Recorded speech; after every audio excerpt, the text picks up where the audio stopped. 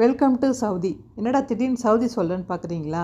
ஆமாங்க, என் ஹஸ்பண்டுக்கு சவுதியில் வேலை கிடச்சதுனால நாங்கள் பஹ்ரைன்லேருந்து சவுதிக்கு ஷிஃப்ட் ஆகிட்டோம். பஹ்ரைன்லேருந்து சவுதிக்கு ரோடு வழியாக வந்துடலாம். அதுவும் எங்கள் ஹஸ்பண்டுக்கு சவுதி பார்டர்லேயே கிடச்சிருக்கு அப்படிங்கிறதுனால வாரம் வரும்போது அவர்கிட்ட பேக் பண்ணி சில ஐட்டத்தெல்லாம் கொடுத்துட்டு இருந்தோம். லாஸ்ட் 2 மாதமாக பேக் பண்ணிகிட்டு இருந்தோம். முக்கியமான ஐட்டத்தை மட்டும் பேக்கர்ஸ் அண்ட் மூவர்ஸ் வச்சு பேக் பண்ணிட்டோம்.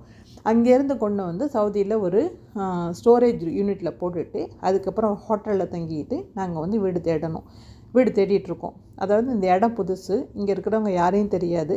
அதனால் வீடு தேடுறதுன்றது கொஞ்சம் கஷ்டம். அது மட்டும் இல்லாமல் நம்ம பட்ஜெட்டில் இருக்கணும். நமக்குன்னு ஒரு சில வசதியை நம்ம பார்த்துட்ருப்போம். அது பூர்த்தி ஆகணும். அதுக்கு தகுந்த மாதிரி வீடு கிடைக்கணுங்கிறது கஷ்டம். அது வரைக்கும் ஹோட்டலில் தங்கியிருக்கணும். ஹோட்டலில் ஒரு 2 நாள் தங்கலாங்க.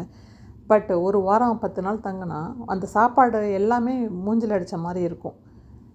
இப்போ இங்கே எல்லாருமே என்ன நினச்சிட்ருக்காங்கன்னா, வெளிநாட்டில் இருக்கிறவங்களுக்கு நிறைய சம்பாதிக்கிறாங்கன்னு நினச்சிட்ருக்காங்க. சம்பாதிக்கிறவங்க தான், அதுக்கு தகுந்த மாதிரி இங்கே இருக்கிற செலவுமே எக்கச்சக்கமாக இருக்கும். ஃபார் எக்ஸாம்பிள், நான் இப்போ லாண்ட்ரி போடணும் அப்படின்னா லாண்ட்ரிக்கு தனியாக செலவாகும். நம்ம ஊரில் விட 10 மடங்கு அதிகமாக செலவாகும். அதுக்கு பதிலாக கையால் துணி துவைச்சிக்கிறது தான் பெட்ரு. அதாவது நாங்கள் சம்பாதிக்கிறோன்னு பார்க்குறாங்களே தவிர, அது சம்பாதிக்கிற காசை நாங்கள் அதை தக்க வச்சுக்கிறதுக்கு எவ்வளோ தூரம் போராடுறோம் அப்படிங்கிறது நிறைய பேருக்கு தெரியறதில்ல. ஈவன் என்னுடைய ரிலேட்டிவ்ஸே நிறைய பேர் என்ன நினச்சிட்ருக்காங்க, அவங்களுக்கு என்ன வெளிநாட்டில் இருக்கிறாங்க அப்படிங்கிறது. பட் வெளிநாட்டில் இருக்கிறவங்களுக்கு எவ்வளோ கஷ்டங்கிறது வெளியில் இருந்து பார்க்குறவங்களுக்கு தான் தெரியுங்க. இனி வரப்போகிற வீடியோவில் அதை பற்றி நான் விரிவாக சொல்கிறேன்.